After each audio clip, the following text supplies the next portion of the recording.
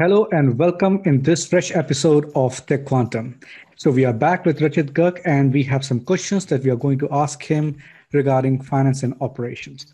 So hello Rachit. Hi Paresh, hello viewers. Glad to be on this show. Thank you for all the feedback and responses. Yeah, we have been getting a good feedback and responses, and based on those feedback and questions, I have one burning question for you. So what are the different connectivity options from finance and operations to Dataverse, or let's say common data service?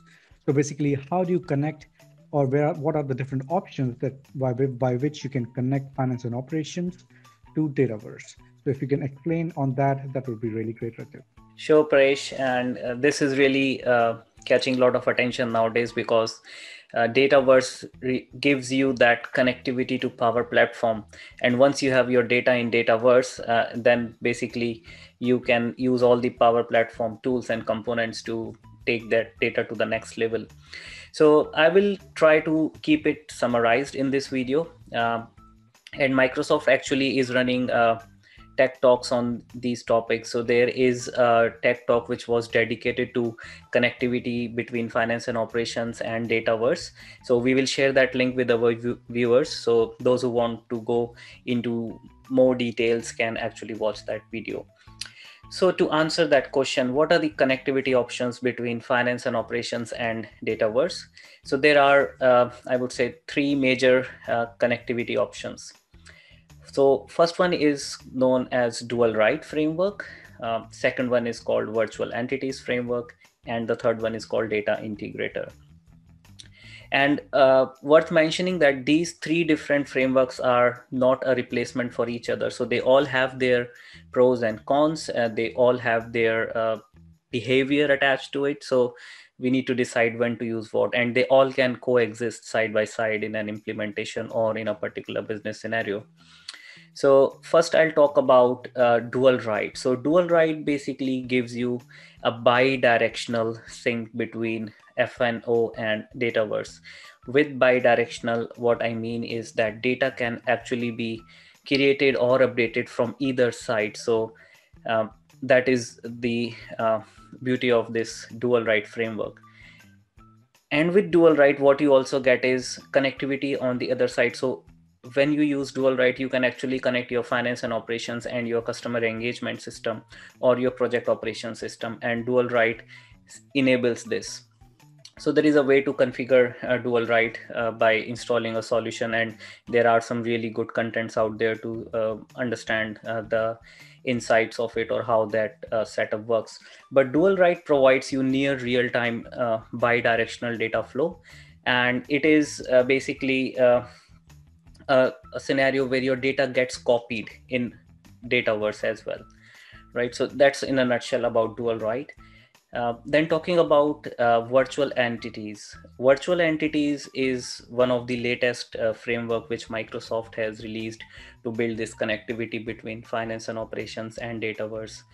With virtual entity, what happens is your data is actually not copied into Dataverse. So that is one big difference, and that is what differentiates virtual entities from dual write and data integrator, which is the third layer of connectivity.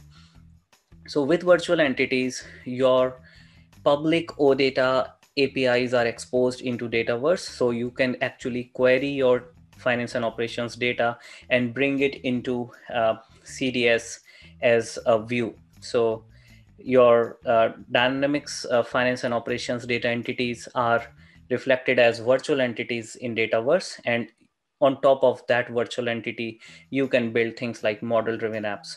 So virtual entities are really useful when you don't want to copy your data from finance and operations to Dataverse.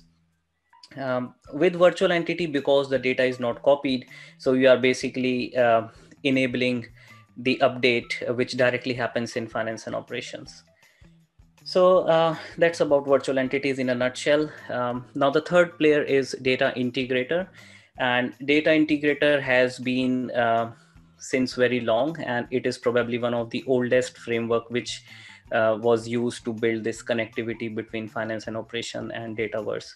Now with Data Integrator, the one of the key differences, it's not bi-directional, it's single directional, which means your data can flow only in one direction. So it will either flow from finance and operation to Dataverse, or it will flow from Dataverse to finance and operations.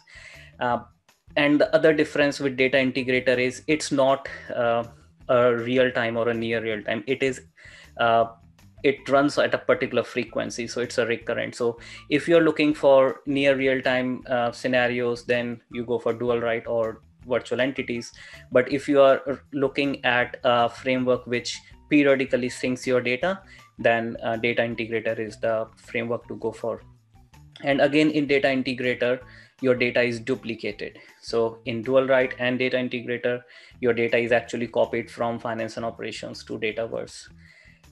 Yeah. So one more thing is with Data Integrator, if you are working with high volume scenarios, then Data Integrator is preferred.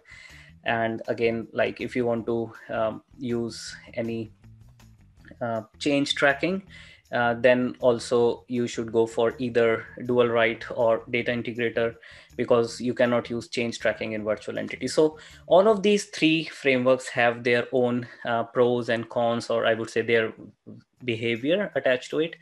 So I would really recommend users to watch this tech talk which Microsoft architects gave, which really takes you through a journey of how these three frameworks can coexist. And they have really given some deep dives and shared the business cases with the audiences.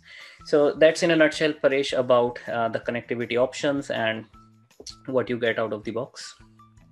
Thank you very much, Rachit. That was a very good overview. And as I could understand, there were three aspects that you discussed. One is dual write, one is virtual entities, and one is Data Integrator.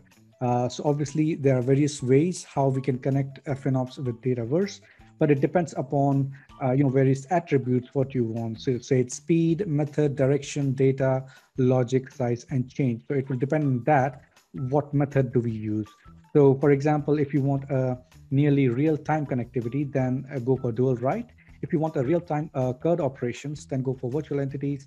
And obviously, if you use Data Integrator, you can use scheduled recurrence. So there are many aspects to it, and definitely we'll be sharing the link and the resource in the description below so that you can have much more information.